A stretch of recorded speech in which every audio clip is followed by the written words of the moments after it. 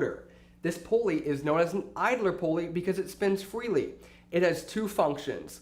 One, it acts as a belt tensioner, and two, it makes sure the belt remains in position. In other belt setups, the belt is fastened at either side of the rail. This configuration usually signifies a belt and pinion linear drive system. Look at how the motor moves with the carriage. Of the two belt configurations, the closed loop setup is the most common in 3D printing. In fact, I don't think I've ever seen a 3D printer use the belt and pinion setup, and this is largely because the motor attached to the carriage is going to change the inertia of the carriage and ultimately make the carriage more resistant to acceleration.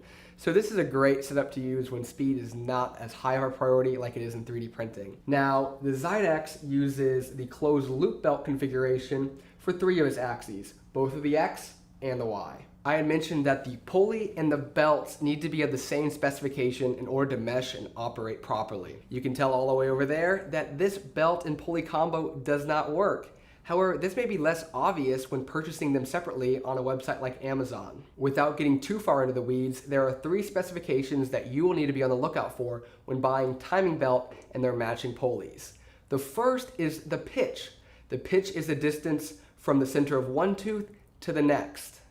The second is the tooth profile. Are the teeth trapezoids or semicircles? And the third is the width of the belt. Unfortunately for all of us, timing belt nomenclature is a disaster. So the best way to make sure a belt matches a pulley is to check the three aforementioned specifications for both the belt and the pulley. So if there's such a variety in timing belts that exist, what specification should you go with?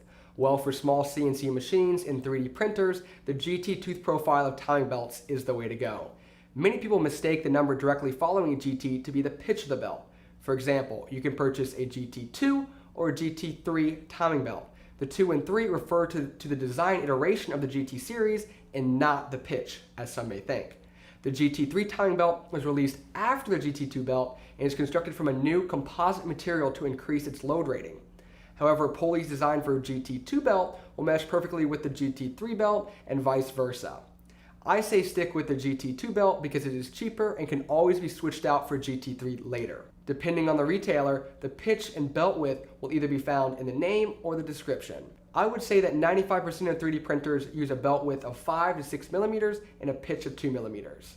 Overall, belt-driven transmission is cheap, fast, and accurate enough for 3D printing.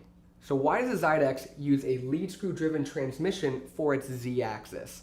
To answer this, let's quickly discuss how this form of transmission works. Usually, a stepper motor is connected to a lead screw through a coupler. As the stepper motor spins the lead screw, a nut block will move up and